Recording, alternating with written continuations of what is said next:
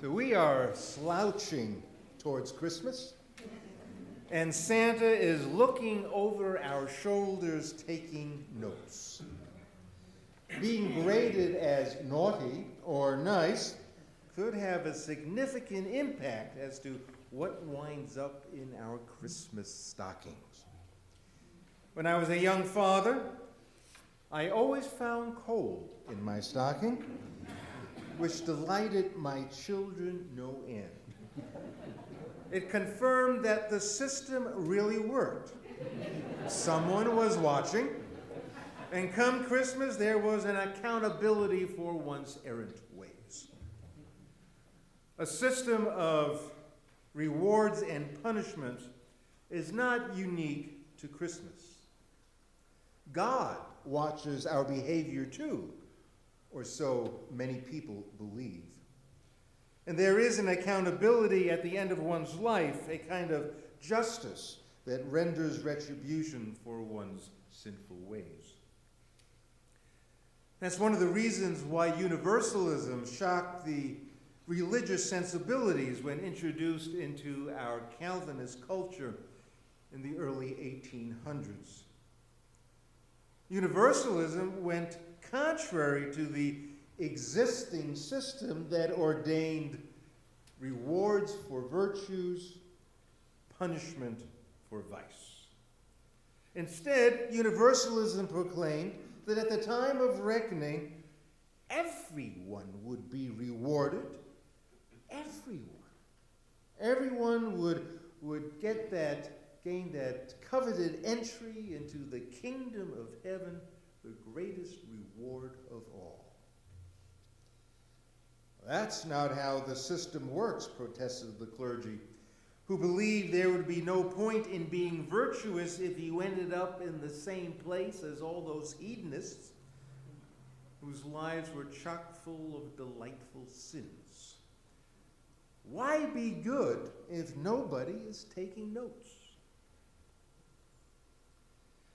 I will always remember the new member of this congregation several years back who, after an exhaustive testimony touting the virtues of Unitarian Universalism, felt compelled to leave us never to return.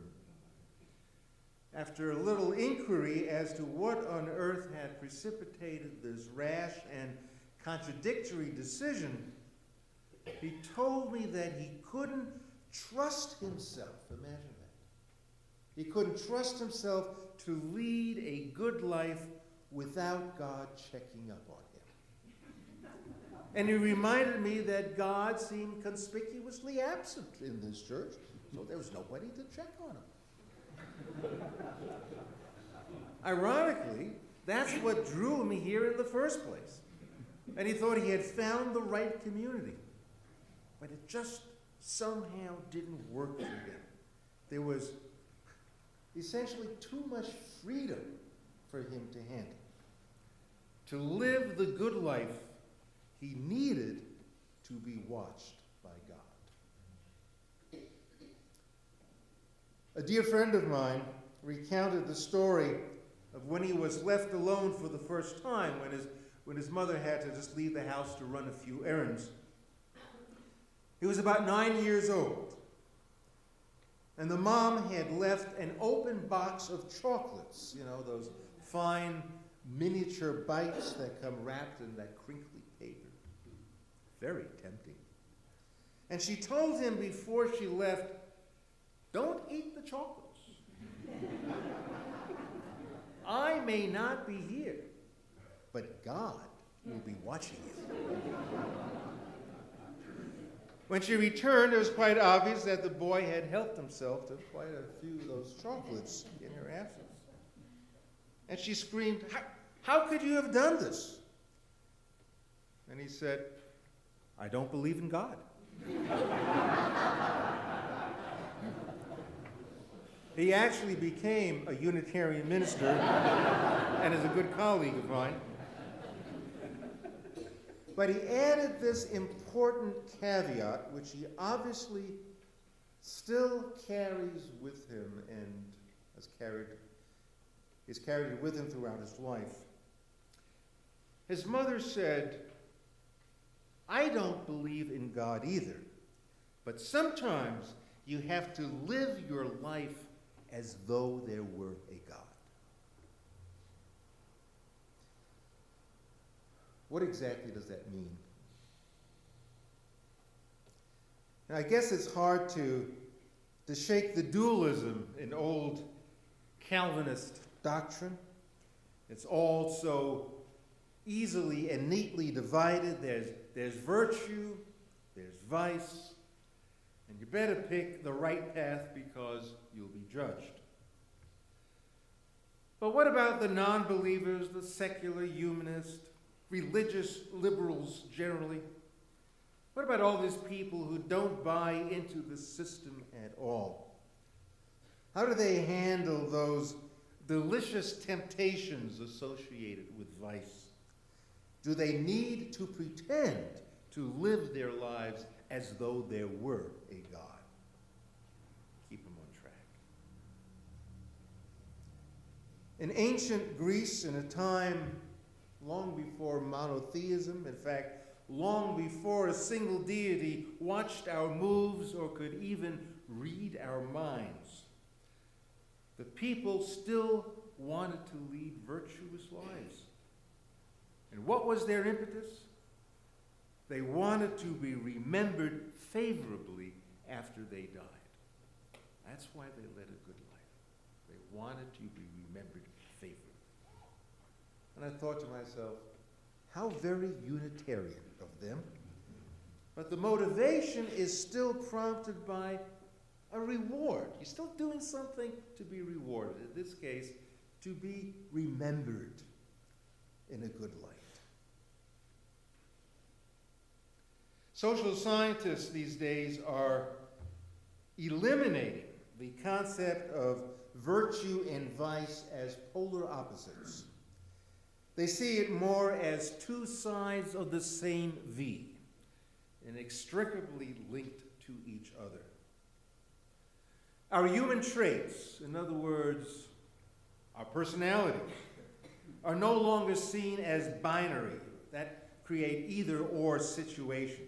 Like either you are conscientious in your work or you're sloughy, and it's either-or. Our characteristics actually fall on a spectrum, a continuum, each holding a grain of its own destruction.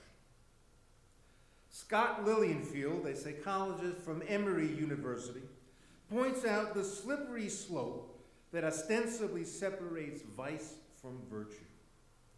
He illustrates how the trait of fearless dominance, for example, fearless dominance, that's good. It may contribute to skillful leadership in the face of a crisis, but fearless dominance can also lead to reckless criminality and violence. He cites Teddy Roosevelt as an interesting example, where after having been shot at close range by a saloon keeper, Roosevelt continued with his scheduled campaign speech, the bullet still lodged in his chest. "It takes more than that to bring down a bull moose," he said, speaking for an hour before consenting to medical treatment. So Lilienfeld concludes, self-confidence, resilience, fearlessness produces bold leaders who perform well on the job, whether as presidents, CEOs, or war heroes. But the very same virtues are also just a few degrees from antisocial behavior with decidedly negative consequences. Once you lack an awareness of your own fears and limitations, then it's easy to become reckless, criminal, even violent. Now, I can list a whole bunch of virtues separated by a hair from vices. A good trait, I know we'd all agree, a good trait that people have is being organized, right? We admire people who are really, really organized. He's the organist. People who are organized. But that can slip so easily, that organizational skill can slip so easily into a person becoming obsessive. It becomes a vice, so closely related. We may admire people who live daringly, but that can easily escalate to risky behavior. And along that continuum, when and where exactly does modesty turn into insecurity? When and where does caution, you want to be cautious, but when does that turn into just anxiety? We admire the trait of people who are very persuasive, but when does that become domineering? Friendly, ingratiating. Confident, turning into arrogance. See how close they are. Speaking of arrogance, I really like the story of Benjamin Franklin, who in his 20s embarked on what he called his bold and arduous project of arriving at moral perfection. He had a list of 12 virtues he hoped to master, but then added a 13th, humility, after a friend pointed out his prideful nature exhibited in the sheer audacity of his project. But yes, we appreciate confident people, and Santa would place fine gifts in their stockings, but an arrogant soul would wind up with coal. Now, I still have questions just how humble Ben Franklin really was. You know, he listed all his virtues and he defined them in his very clever and pithy ways, but the 13th, so interesting, he writes down humility, and next to humility, he writes, imitate Jesus and Socrates. I guess it's that easy. Just imitate Jesus and Socrates. And when you think about it, we could turn the 7 deadly sins totally upside down by insisting they be understood without judgment as ambition, relaxation, awareness of one's good work, righteous anger, a healthy sexuality, and enjoying a good meal. Those are the, well, you know, so that's how close they are to the 7 deadly sins. Of course, church authorities would argue that's not how the system works. They still want to have them miles apart, virtues and vices. As of late, evolutionary biologists have taken a special interest in the subject of spitefulness. Being spiteful is not a trait we commonly care for. Achilles serves as the model of the spiteful personality. Achilles was at odds with King Agamemnon, who arguably did Achilles wrong, including taking his concubine, among other injustices. But feeling badly and wishing to make amends, Agamemnon was rebuffed by Achilles, who was determined to keep his grudge. He turned down the king's gifts, and the king was trying to make amends. He turned down the king's gifts, homage, even the return of his stolen consort, Briseis. Achilles wanted nothing else than to prolong the king's suffering. Spite, not a good quality that wins friends, is defined as the urge to punish, hurt, humiliate, or harass another, even when one gains no obvious benefit and may well pay a cost oneself. The funny thing is that people who are spiteful act as though they are righteous. Once wronged, they deserve to hold a festering grudge. A contemporary example of spite, which we have all surely experienced, is when someone takes his own sour time pulling out of a parking space because he noticed that you are waiting for it, and he will show you a vulture ready to pounce on his place. Is going to show you just who the boss really is, even if he's wasting his own time in the process. And then there's the spiteful attitude that goes, if my neighbor complained about the appearance of my front yard, I would be tempted to make it look worse just to annoy him or her.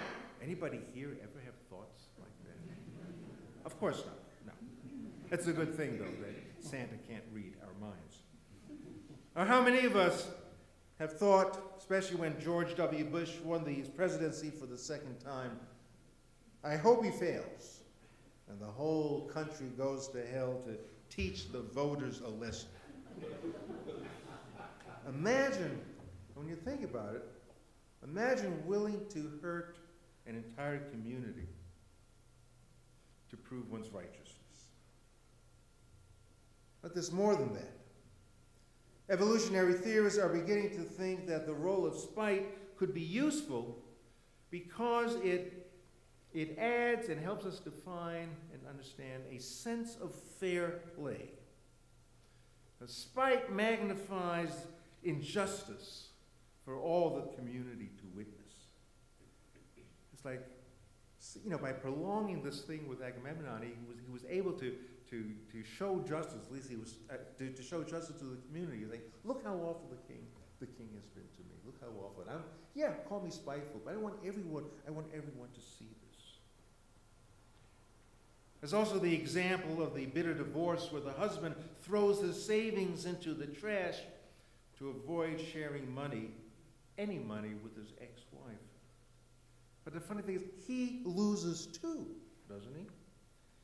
But the idea of self-punishment is really intriguing theorists to understand how we try to obtain some semblance of fairness in the hard scrabble of life. Instead of spiteful people, we generally like agreeable people. But look at agreeableness on the continuum. Agreeable people are soft-hearted, trusting, helpful, modest, altruistic. Happiness and optimism comes easily to them, even when circumstances are rough. They don't make waves. And therein lies the problem. Conflict is inevitable, except perhaps in Utah. But normally, it's really inevitable. There are such things as honest disagreements and actions taken that do not please everyone. And in these circumstances, assertiveness serves us well and is actually necessary. But assertiveness is lacking in agreeable people who end up being overly accommodating. If you can't say no or offer constructive criticism or stand firm in your decisions, you won't be an effective worker, supervisor, partner, or parent. Being a nice guy is not necessarily a virtue. In fact, in studies about the relationship between being agreeable and the salary you bring home, men who scored high on agreeableness averaged $10,000 less a year in salary. So that's it. I'm through being a nice guy. And I'll present that to the board. So we're slouching towards Christmas, and we want to present our best qualities. Often this means striving to make the holiday the best they can be. And many of us may have something like an internal script telling us how Christmas should ideally be celebrated. And sometimes we work very hard at executing the script to perfection. But in the process, we become inflexible. Again, we see how virtue and vice are so keenly linked, striving for excellence has its payoffs: approval from others, the satisfaction of a job well done. But pursuing excellence can also reflect rigidity, an inflexible devotion to high standards, and an inability to set priorities. There's such a fine line between striving for excellence and striving excessively for perfection. Striving for excellence, striving excessively for perfection. Now remember that in your Christmas preparations. Perhaps, in fact, we should remember that in terms of how we want to approach our lives more generally. The difference between striving for excellence and striving excessively for perfection is something that we ought to be very aware of. And this need to be self-aware is so important, is so crucial. It can help us tell the difference between the two.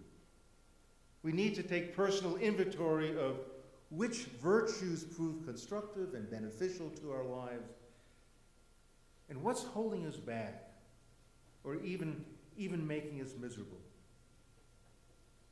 It's important to remember that the Calvinist construct simply doesn't hold. It may make life easier thinking that virtue and vice are miles apart, and that we need to choose virtue in order to gain our just rewards. But it doesn't work that way, except perhaps when we hang our Christmas stockings by the fireplace in trepidation. So for all of us who knock ourselves out to make the holidays perfect, watch out. It may not be such a virtuous trait after all. Striving excessively for perfection may bring out some aspects in ourselves that Santa would not approve of. If you feel utterly depleted of holiday spirit in efforts to make it all so perfect, step back, become aware, and get yourself back on track. It'll make you and your family more happy.